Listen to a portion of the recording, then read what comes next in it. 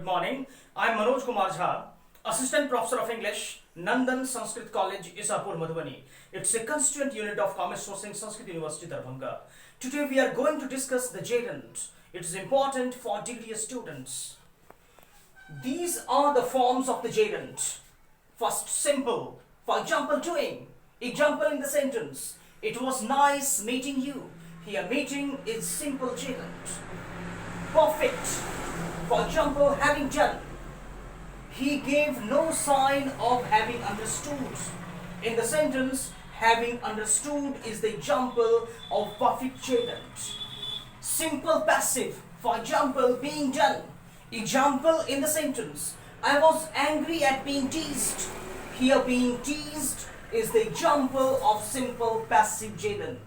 Perfect passive. For example, having been done. Now, example in the sentence, the cyclist was compensated for having been injured in the accident.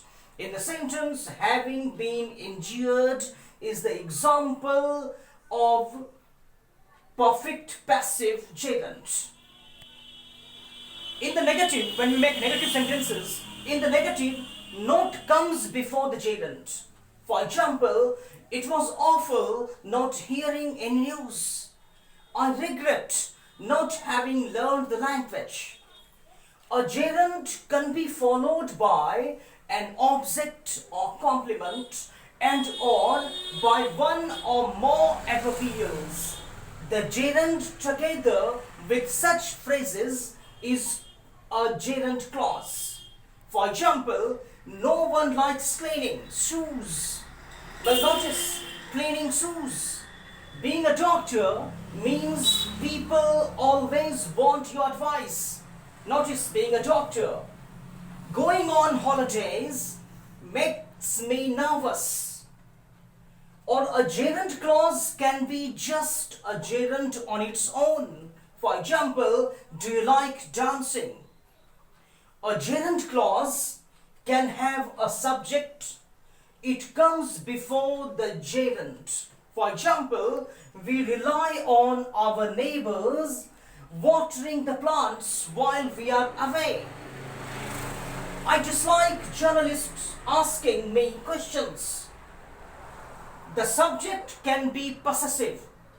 Typical possessive subjects are my, your, etc. or a name plus apostrophe s. For example, it's a nuisance you or you're coming in late. Do you mind me or my sitting here? I'm fed up with Radha's laughing at my accent. Both forms have the same meaning here, but the possessive is more formal and it is less usual in everyday speech. Means, if you say, I'm fed up with Radha's laughing at my accent, the sentence is correct.